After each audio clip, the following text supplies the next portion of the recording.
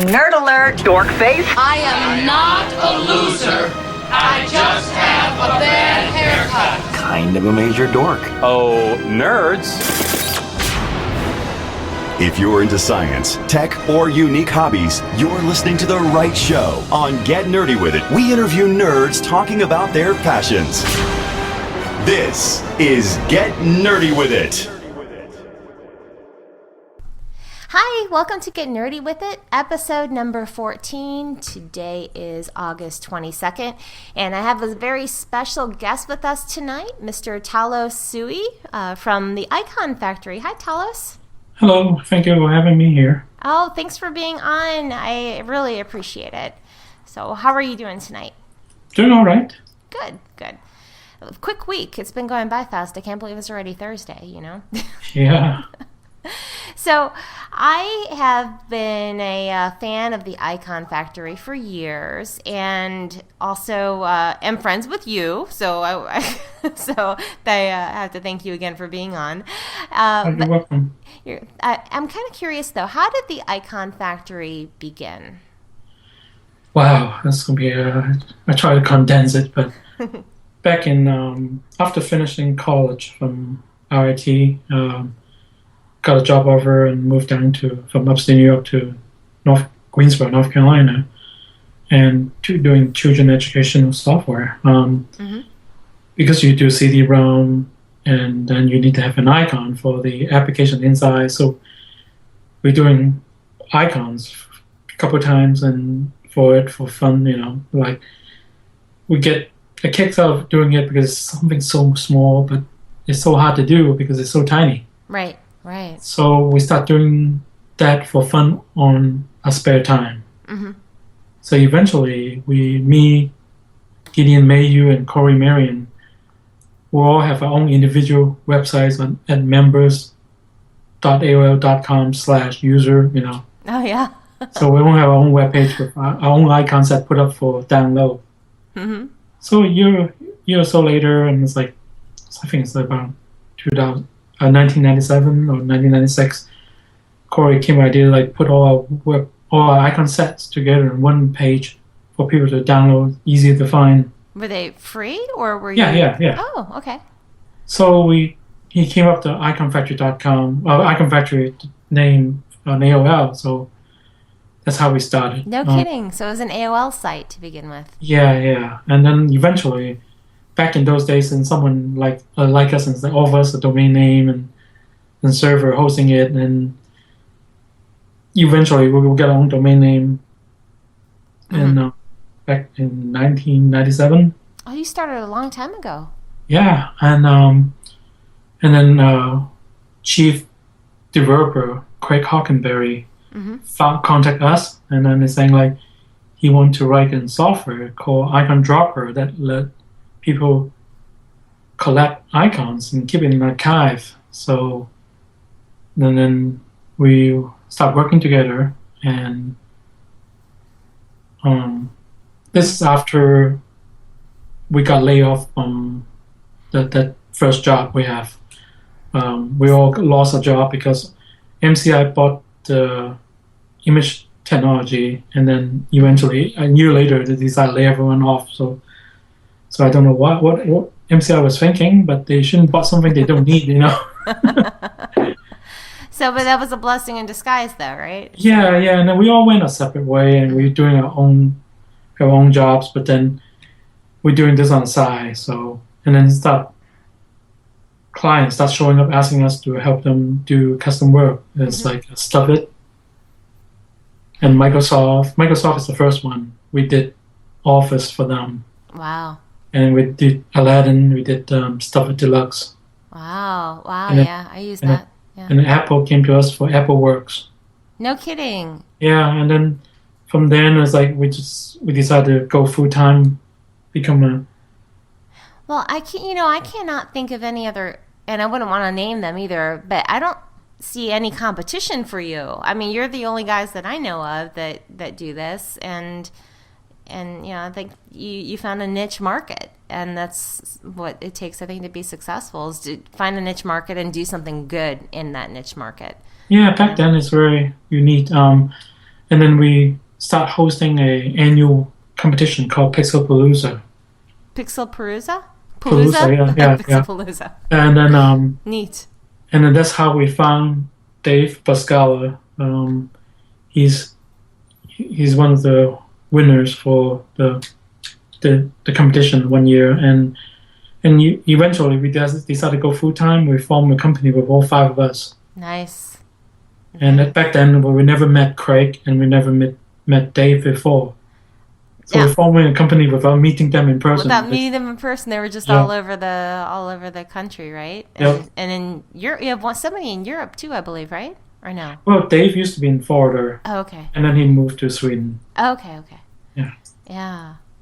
Wow. Now, what about now? Are you guys all in Greensboro, except for Dave? Craig is still in California.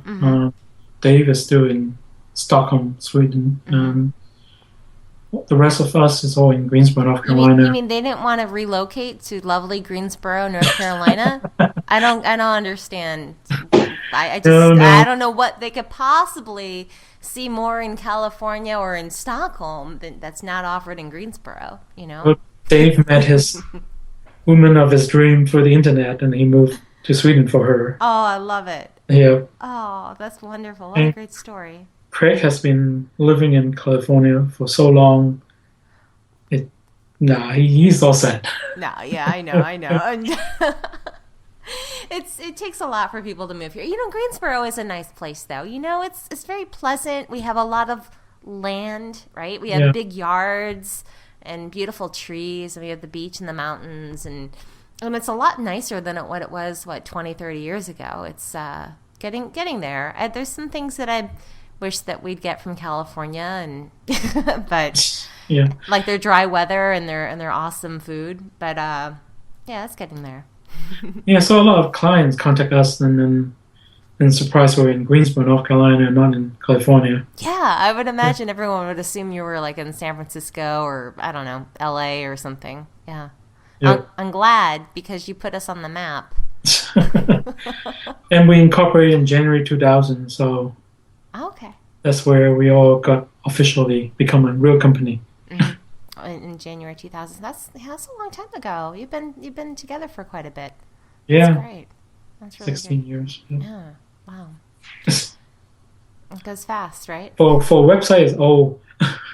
For a website, that's true. Yeah, it is. It's you're right. When you think about it in that terms, you're right. Because all online businesses there's so many startups now. You don't really see ones that have been around for quite a while. Yeah. So not only in just icons and you were doing that, but you really branched out into other areas, creating a lot of different software as well. Yeah. So, shall we talk about the most famous one for mainstream? I think is Twitterific. Correct. And that you launched that back in, was it 2006 or 2007? I think January 2007. January 2007. Yeah. Yeah, because I remember when you told me about Twitter, you're the first person to tell me, and you sent me a MySpace message, and you told me about Twitter. And I was like, what is this Twitter? And then shortly thereafter, we're all using it. So yeah. So Twitterific has gotten so many great reviews lately. All the time, it always has had great reviews. But I've noticed as of late, it's just everyone is just talking about how beautiful it is. And I use it too on my iOS device, and that's my go-to app.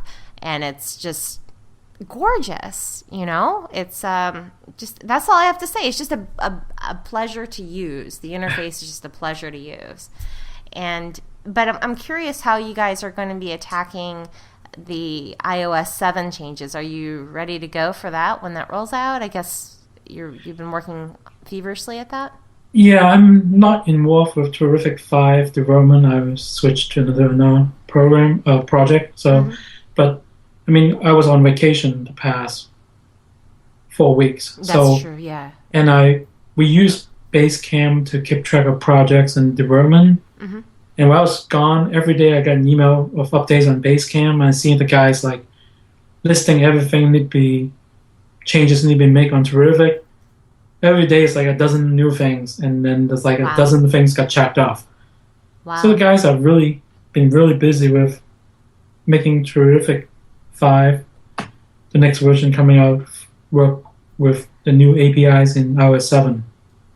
So is it going to be called, like, is it going to be like Twitterific 5.2.3 or 4? Right now 5.2.3 is out. Or is it going to be Twitterific 6 or Twitterific 5.3, something like that?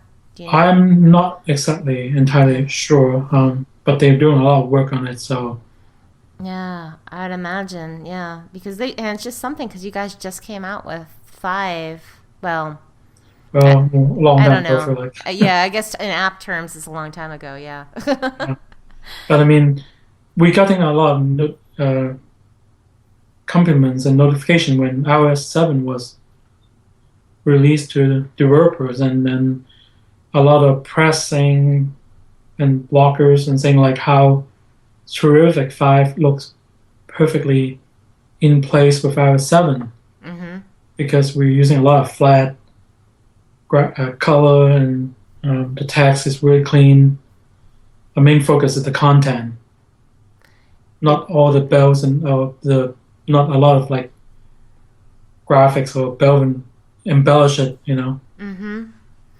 It's I use it. I mean, I'm using iOS 7 right now on my iPhone, and it works really well with it too. There's no glitches or anything. You know, I've noticed a lot of apps will cause, you know, well, it is beta, of course, iOS 7, but I notice a lot of times I get crashes in different apps, but I haven't had any crashes with your app at all, and it's working really well with it. The team released an update a couple weeks ago, I think, or 4 weeks ago, something like that, and that actually fixed some bugs with iOS 7. Oh, okay. But we couldn't really say it's got fixes for iOS 7 because we're not allowed to talk about iOS 7. Talk about this app is fixes for iOS 7 because iOS 7 is not out yet. Right, exactly. Yeah. And due to the NDA, you can't really talk about that kind of stuff either. I noticed right now it's on sale for only $2.99 also. Is that going to last for a while? I think it'll stay there for a long while. Okay, good. Yeah. Good. Hopefully it'll be that way also maybe when iOS 7 launches too. So. Yeah, and it's a universal app too, so you buy one, you use it on both iPad and iPhone. Oh, that's great. Okay, Yeah. so you don't have to buy two. Yep. That's good. Oh, yeah, here, I see it right here. That's the #1 feature listed. Universal app for iPhone and iPad. And it has the push notifications, that's awesome. So, yeah, I like it a lot. My other app that I use, there's 2 apps I use daily with you guys. It's Twitterific and Frenzic, the game. Okay. Because I'll play Frenzic before I go to sleep, and then it'll get so fast that I'll just have to and I get frustrated. I put it down and then I fall asleep. But I have never been able to. I don't know. I had to control it when it goes so fast, but it's such a fun game. I love Frenzic. So everyone needs to go out there and check Frenzic out. It's on the App Store for both Android and iOS. Yeah, Frenzic is old. I know, it's old. I remember when you guys launched Frenzic and you were telling me about it, and Rachel was telling me, your wife, telling me how addictive this game is. And I'm telling you what, I've been addicted to it for years, right? I'm still playing it. It's crazy. That's like the one app that I always reinstall whenever I wipe my phone. I reinstall Frenzic. So let's talk about some of the other apps. You guys have an app called Flare. Yep. And Flare, I remember, was on the recommended app list from Apple for a while. Yep. Can you talk about Flare? Yeah, we're actually working on version 1.5.1 right now. Just minor behind-the-scene fixes. We're just updating it to the XPC process that macOS 10 has. Okay. Kind of like protect say if the apps crash, if something went wrong, the app won't crash. Okay. Okay, good. So, yeah. So, and then we're also working on the future version too, so can't talk about it. Okay, so I won't ask too much about it. Yeah. And just so I don't think I told everyone what it is. It's a photo app, basically. It's where you can apply different photographic effects to your photos, and it's for your Mac. So it's a Mac app. Yep. Actually, no, a Mac app and iPad app, right? Or No, there's no iPad. There is an iPad. Okay, there's no iOS version. That's right. And you can download presets from our website and add to your collection, or you can make your own preset and export it out and share it with others too. Oh, I didn't know that. Yeah. I have the app, so I should try that. I haven't edited anything in a while though, so I'll have to check that out. Gosh, you guys have so many different apps. Let me see what else here I'm missing here. Another big one is called Xscope. Yep, that's for developers and web designers and graphic designers. It's got so many tools in it, so you can there's a loop, you can zoom in and actually look at each individual pixel and get the color. Wow. And also like create a grid on your display so you can line things up. Mm-hmm. And different columns view so it can help you create a website. And that's great. There's so many use, yeah. And actually there's a photographer, I forgot his name now, but he used that to line things up on the screen. So when he take pictures for Apple, everything lines up. Mm-hmm. And he actually take product shots for Apple and he used Xscope for it. I'm going to have to try this. I am not a developer nor am I a photographer, but I'm just curious about it. And I see on your website we can try it and buy it. So I would imagine the try part, maybe there's a limited version, I would think, right? Yeah. Yeah. And then there's an iPhone app also you can get, so you can, if you have Photoshop or graphics you want to load it up to your phone to see what it looks like, you can do that too. Okay. So you bring up a graphics that you work on, and then you can preview it on the phone or iPad. Oh, nice. Yeah. Oh, that's great. Yeah. Yeah, I'm going to download the trial version of this and check it out. Even though I don't have I wish I did more. I wish I did do some developing or some more editing and was more serious about stuff like that. But it's so cool. Now, this was a tool, though, that you guys were using for yourself, right? And then people were like, you thought, well, why don't we package this and sell it as well? And because others can use the same tool. Is that how this worked? No. It was started as screen tools from Wolfgang Ante, and he came to us and wanted part of us and create a new version of his Screen Tools app, and then that's how we create Xscope, and we add more tools to it. Oh. And each time we add a new version, we add more tools and refine all the functions of all the tools. So right now it's version 3 dot something, and it's fantastic and it's really useful.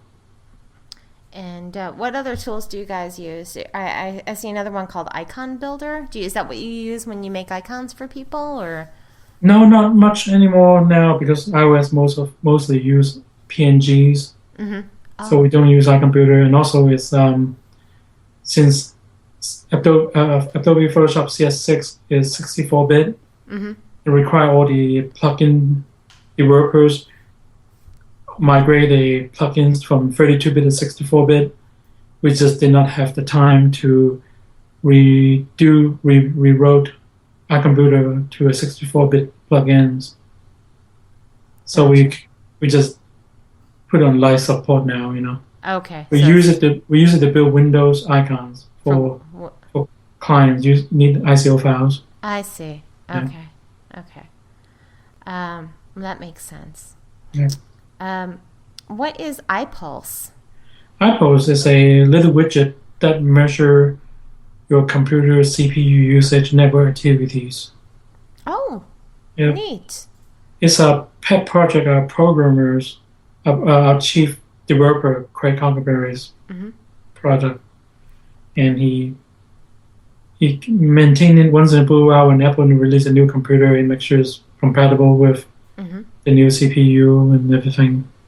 It's a little neat little widget that's sit on your computer. Yeah, that's a good way to just keep track of everything and see what's working and, Yeah. you know, how hard your system is working and how much RAM is being used. And yeah, pretty neat. I like that stuff. Let's see. I'm going through all your apps here. There is, I remember this one, DIN-O-MATIC. Yeah, it used to be a widget for the Mac. And then we decided to make it in a real app because we have Tyler Anderson is an intern at the time, and we wanted to get his feet wet on iOS development. Mm-hmm. So we have him work on DIN-O-MATIC when he interned with us.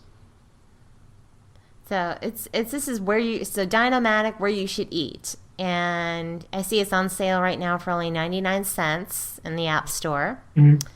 And it's just kind of helps you randomly pick places to eat, right? That's neat. Because at lunchtime, when we go out, it's like, where do we want to go to eat? Oh my gosh, yeah. It was like, I don't know. It's like, well, we should write something to write a program. So we randomly pick a place for us. That's great. I love it because how many times do you have that conversation? Where do you want to eat? Oh, I don't care. Where do you want to eat? I don't care. Okay. Well, I don't know. And then sometimes no Italian, no Chinese, anything else is just fine. You know, sometimes like that. It's like. Where do you guys get the restaurant data? I have to ask Tyler. I think he pulled it up from Google. Yeah, I was wondering if it was like Google or a partnership with Yelp or something like that. I think it's Google, yeah. Google probably. Yeah, it's looking like some Google Maps here when I'm looking at the screenshots. Yep. So, yeah. I think I'll be spending some money after our show. Because, I use that all the time. This happens. I know I'm not the only one. I'm sure there's so many people out there. Where do you want to eat? Where do you want to eat? I don't know. I don't care. I don't want this, kind of... Yeah, so that's cool. That's a neat idea. What is Take 5?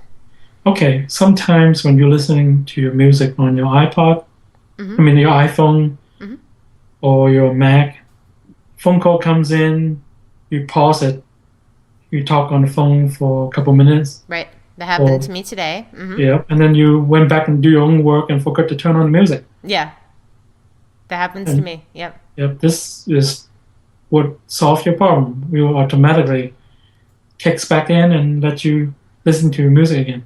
Oh, I like it. So it just pops up with a reminder, or does it start playing again after 5 minutes?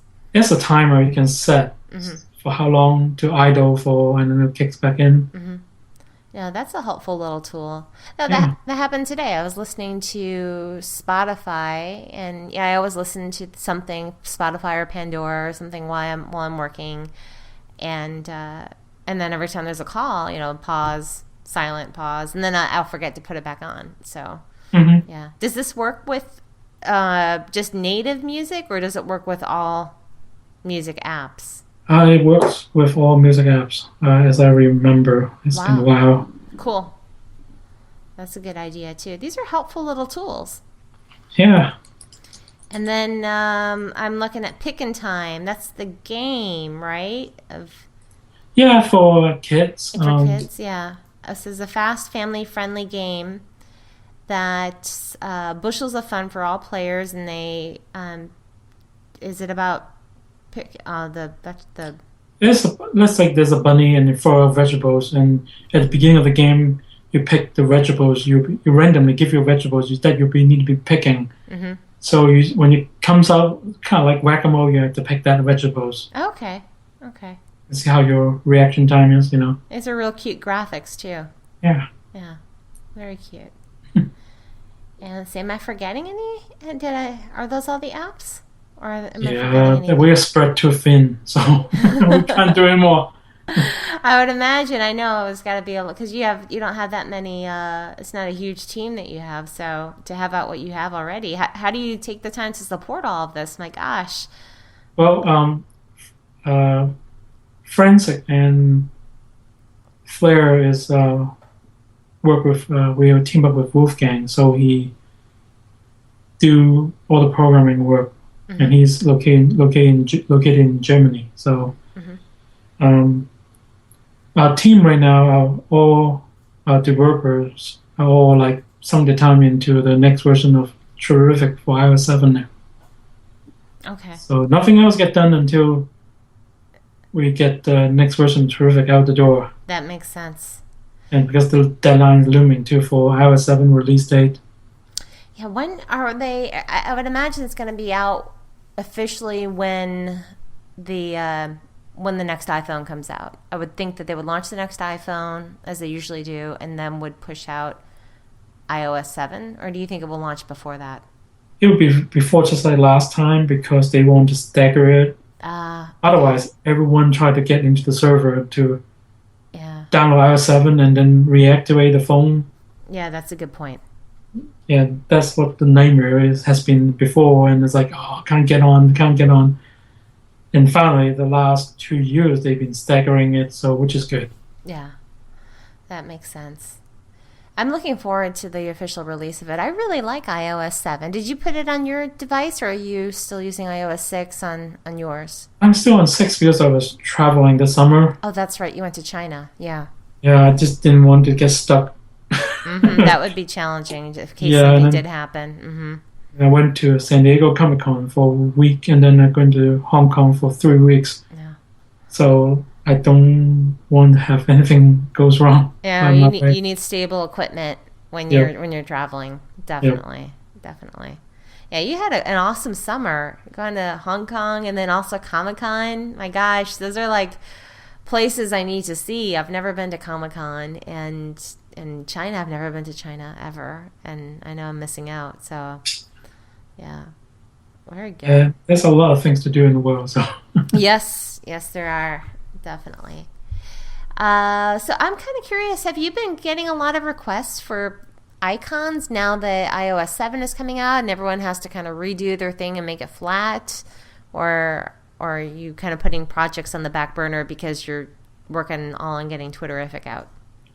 Now it's been getting a lot more people interested in updating the icons. I mean, I'm working on 3 different projects right now, just this week. So yeah, I would imagine. And your names come up all the time. Like, I'll listen to Twit, Mac Break Weekly, and I can't even count how many times I'm hearing Twitterific name dropped. And I'm not just Twitterific, but the Iconfactory itself name dropped.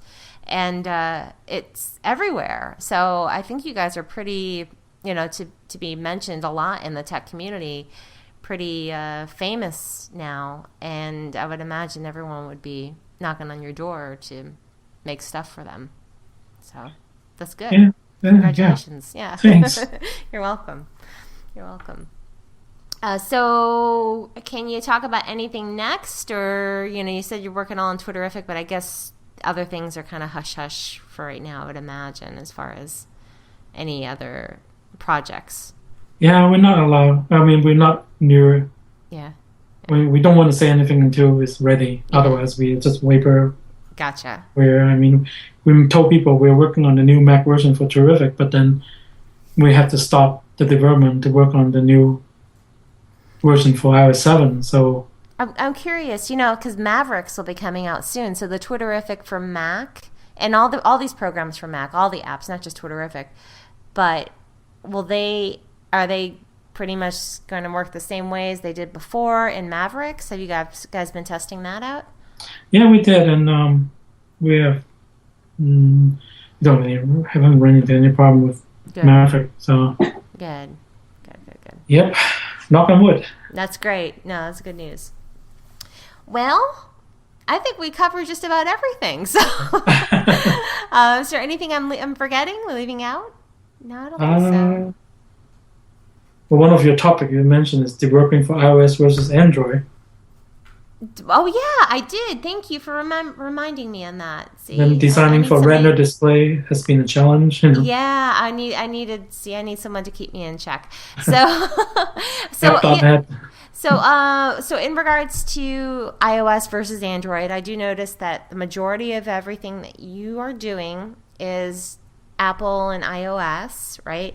Now I do know, for example, that Forensic is out for Android, but I haven't seen the other apps out for Android. And can you explain why that is? I would imagine developing for iOS is better or more consistent, or I don't know. Maybe you're the developer, so you can explain to me.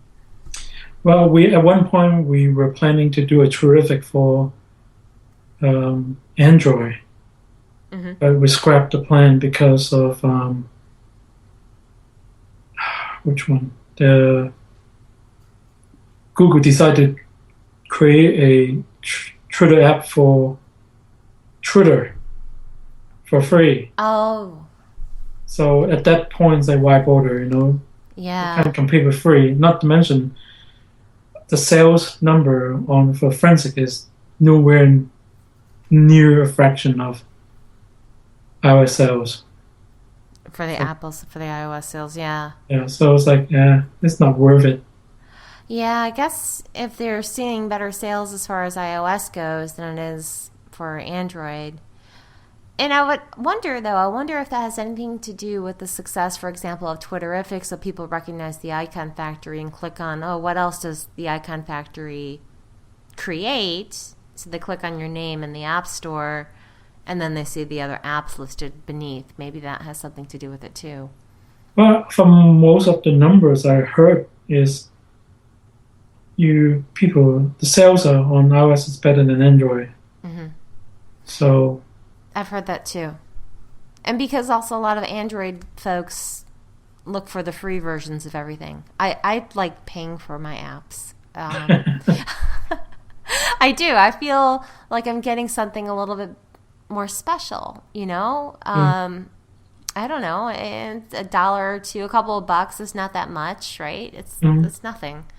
So, and I also feel that it helps the developer, and it helps for the success and the continued support of that app going forward versus the free apps. I don't know. And they look so messy with the ads in them. I just don't. So that makes sense. Now, and then just like the whole thing about the BBC app, the iPlayer, how the development team over there is like 3 times the size compared to the iOS team. Oh, wow. And while the features still lag behind the iOS version in a long miles. Yeah. Because there's too many companies doing Android's version. There's too many specs and too many screen size that they need to make sure the app is compatible with. Mm-hmm. And that's got to be it. There's too much. That's the fragmentation. Yeah, fragmentation. That's the term. Fragmentation. Yeah. There's too much fragmentation. So I mean, technical support wise is hard because you have to find out which device they have, and then we need to find out the spec of that device. Because we get tech support email every day, and for the iOS version, and we have to find out which version they have, which phone, which iPhone OS they're running, and everything. We have to make sure you have to know all those information before we can really address the questions and answer it correctly. That makes sense. If you have over like 200 devices, that's going to take time. Mm-hmm. I mean, not a lot of developers offer tech support, Yeah, you're right. A lot of them don't. A lot of them are just, one hey, two-man operations. Yeah. You pay $1, what do you expect, Yeah. But we offer tech support. That's great. People even call us on the phone when we talk to them and provide support too. Wow. No, that's so important, offering, and that's something also that's Apple-esque, right, is excellent support. So,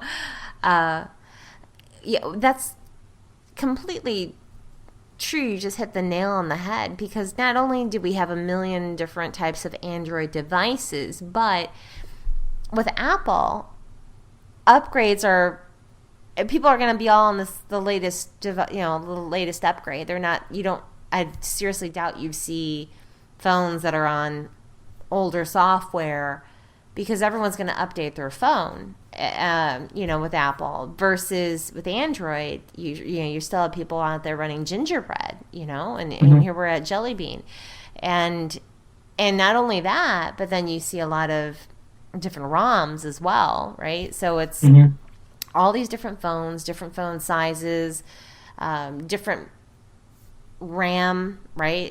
There's some that has 2 gigs of RAM, others that have 512.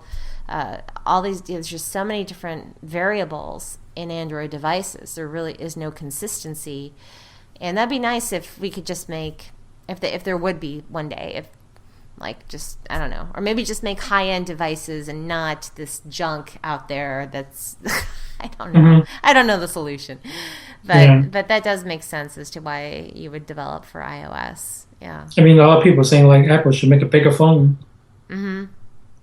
It depends on the calculation of the screen size, because that affects the workers too, Yeah, it and affects big time. it has been really nice. You only have to do iPad and Retina, iPhone and Retina, It's just, Retina is just double the size.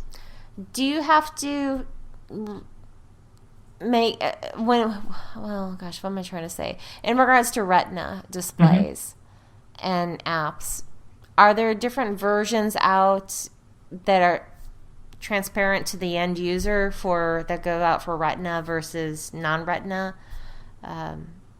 I guess I'm thinking maybe for the Mac, for example. Like I remember when Retina, I first got my Retina Mac, and certain programs, certain apps on my Mac would look all pixelated, and others would look gorgeous. And so I don't know. I was just kind of wondering, is that challenging to develop for, to write for the Retina? No, not necessary. No, because the graphics is just double in size. So as long as the graphic is in, let me how to phrase this. As long as the graphic is not odd numbers, like 9 pixel, either double up become 18. Right. Then there's a problem there, because it's from odd number jump to even number. Oh, I see. So it'd be great if it's 10 pixel jump to 20 pixels. It'll be even number jump to even number. Even number jump to even number, yeah. So when we design a user interface, we just need to make sure everything's even, Stephen. That makes sense. I never thought about that. Yeah. Yeah. That's logical. That's logical. It's easier to be even number too, Hey, what about app.net? So you created something for Twitter, and are you kind of waiting to see where app.net is going, or do you think you might possibly create an app for app.net? We want to, but we just don't have the resource. Okay. And I would imagine if it gets even bigger, that probably would maybe eventually get the resources to come out with an app.net app. Yeah, I mean, if we have the resource, I would prefer the developer to work on our computer next. Yeah. Because as a designer, this is something we use internally first. That's how it all started. It was built for us as a plugin in Photoshop, so you can export icons for our clients. And then you decided to go make a business out of, or sell all the tools that you use. Yeah. Yep. That's great. That's good. Yeah, we eat our own dog food, I guess we can say.